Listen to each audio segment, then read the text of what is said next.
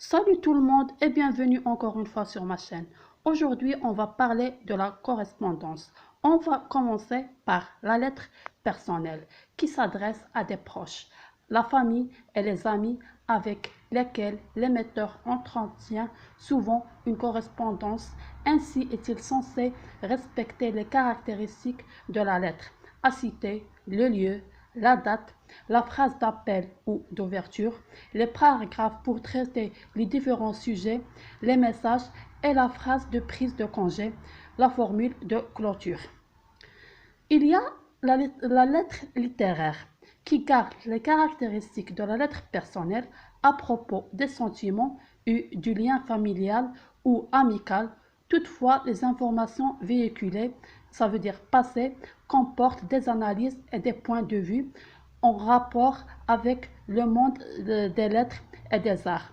Donc, ces échanges épistolaires ont une valeur littéraire, historique, sociale ou scientifique. Contrairement à la lettre personnelle qui est une correspondance adressée à un destinataire unique et n'a pas pour but d'être publiée, la lettre littéraire parue dans un roman s'adresse à deux récepteurs. Ce sont les personnages du livre et les lecteurs. En général, le sujet abordé est fictif, irréel et rédigé dans un style soigné. Certains romans sont constitués d'échanges de lettres, on les appelle les romans épistolaires. Les lettres de circonstance sont des lettres que l'expéditeur envoie à son destinataire pour l'inviter, le remercier, le féliciter ou lui présenter ses condoléances lors d'une mort. Le genre de correspondance utilise les formules toutes faites d'usage, meilleurs vœux, mes sincères condoléances, mes sincères salutations, et respecte aussi les caractéristiques de la présentation, sans oublier la signature parfois en paraphe, abréviation du nom. La lettre administrative, dite officielle, est rédigée selon un schéma respecté par tout le monde. On parle de la construction convenue. Toutefois, la formule de politesse change en fonction du rapport entre les deux correspondants. Cette lettre écrite pour demander une information, faire une réclamation ou pour justifier un acte. Postuler pour un emploi exige la rédaction d'une lettre de demande d'emploi qui peut être adjointe d'un curriculum vitae, le CV. Donc, ce sont deux écrits administratifs car ils respectent un schéma bien précis.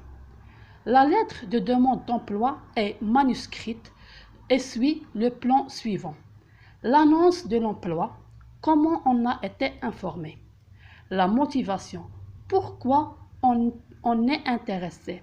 Les informations personnelles, qualité et compétences. Le curriculum vitae ou le CV, qui veut dire le chemin de la vie, est plus détaillé et plus clair, car le but est de faciliter le travail de l'employeur pour faire le bon choix. Le mot correspondance est formé de préfixe co qui a le même sens d'avec plus répondre plus ons qui rassemble tout le mot. Les synonymes du verbe correspondre sont envoyer, expédier, acheminer et émettre. Les synonymes de la lettre sont une missive, un billet, un message, un courrier. Des expressions et des mots autour de la correspondance. Affranchir une lettre, c'est la poster ou l'envoyer. Un timbre oblitéré sur lequel on a mis un cachet. Un philatéliste, celui qui fait la collection des timbres. Un paraphe, c'est une signature abrégée. On va passer maintenant au schéma et aux autres caractères pour bien rédiger une lettre. Pour se localiser dans le discours, on doit vers l'énonciation qui désigne une situation de communication. Un émetteur adresse un énoncé à un destinataire. Cette situation est déterminée par la réponse aux questions suivantes. Qui parle, à qui, dans quel but? Se situer ou situer une personne ou une chose dans le temps et dans l'espace, c'est localiser et déterminer sa position par rapport à des repères, des indications temporelles et spatiaux. On va passer à la circonstance.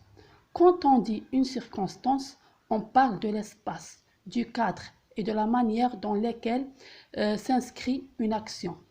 Les circonstances sont exprimées à l'aide de compléments circonstanciels qui peuvent être un nom, un infinitif, un gérondif ou une proposition subordonnée circonstancielle. Décrire et caractériser un lieu ou un objet, c'est choisir un élément qui le distingue pour une représentation plus claire. Le but est d'informer, pour valoriser ou dévaloriser, ainsi que d'exprimer un sentiment ou rester neutre. Pour caractériser un objet oralement ou par écrit, on tient compte de la situation, le contenu dans laquelle on se trouve. Ces manières qui peut être soutenues, familier ou standard. Ainsi, la caractérisation dépend de la personne qui parle, de la personne à qui elle s'adresse et des circonstances. À la fin de cette vidéo, j'espère qu'il vous a plu. N'oubliez pas de vous abonner et de partager. Et à la prochaine. Au revoir. Au revoir.